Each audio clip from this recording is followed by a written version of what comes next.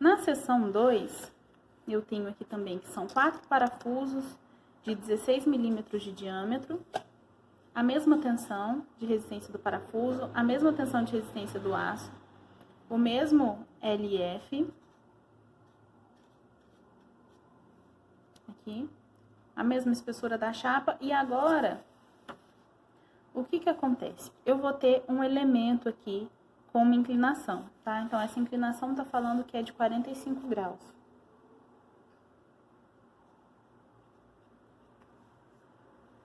E é nesse exercício que eu falei para vocês tentarem resolver e quebrar a cabeça o máximo que vocês conseguirem, para desafiar vocês nessa matéria. Pensar um pouquinho em como a estrutura vai comportar.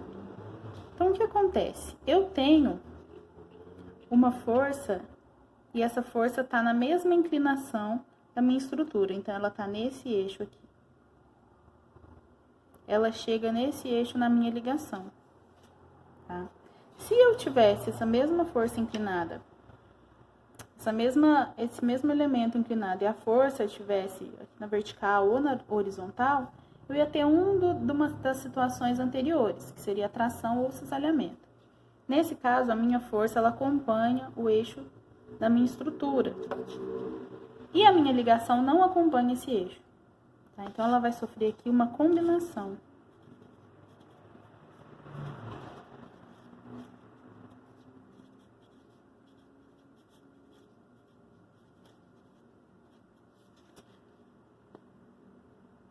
Bom, essa combinação de esforços significa que nesse parafuso eu vou ter tanto tração quanto cisalhamento. Para saber o que vai ser tração e o que vai ser cisalhamento, eu vou decompor ela. Então, eu tenho aqui o meu parafuso, vou desenhar só um. Eu tenho um parafuso aqui. E eu tenho uma força nesse sentido aqui, uma força solicitante. Eu vou ter um esforço normal. E aqui, um esforço cortante. Tá? Então, eu vou ter esses dois esforços aqui no meu parafuso. Então, eu preciso achar as duas equações. Então, primeiro, eu vou encontrar de tração,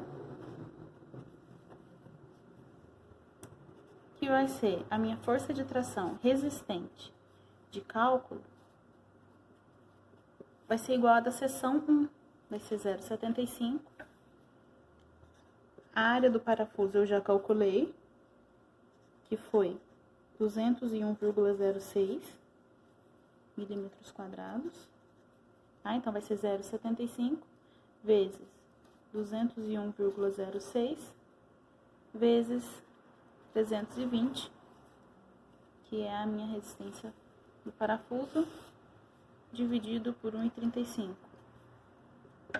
O valor vai ser o mesmo que eu encontrei na seção 1, porque eu tô trabalhando com o mesmo tipo de parafuso, com o mesmo tipo de aço estrutural.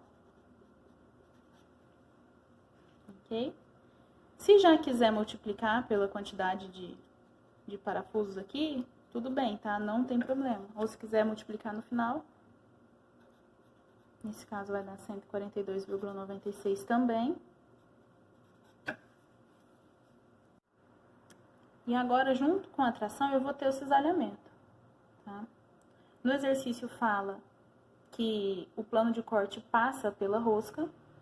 Isso significa que a equação que eu vou usar para o cisalhamento, então, eu vou achar uma força cortante resistente de cálculo.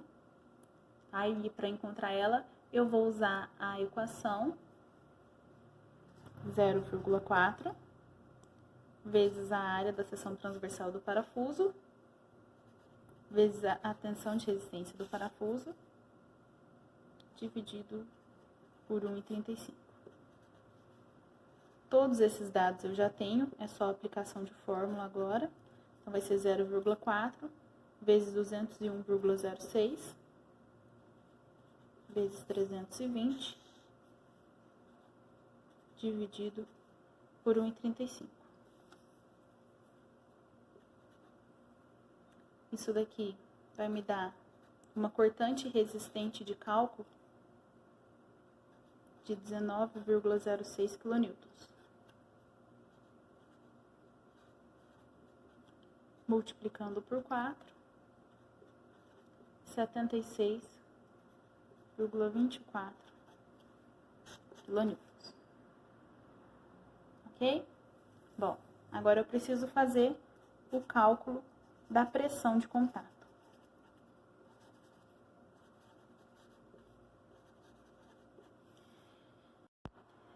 Se vocês analisarem os dados, vocês vão ver que a pressão de contato vai ser a mesma da seção 1. Por quê?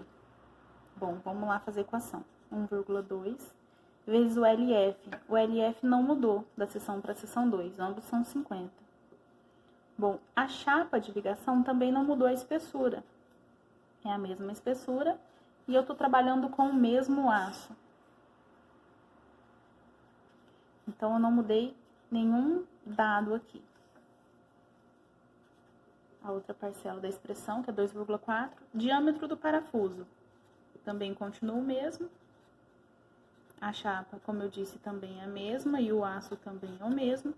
Então, isso daqui não mudou.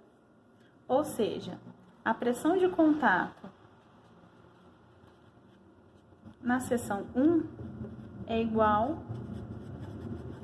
à pressão de contato da seção 2, tá? Como eu já calculei lá na seção 1, eu sei que isso daqui não vai passar na verificação.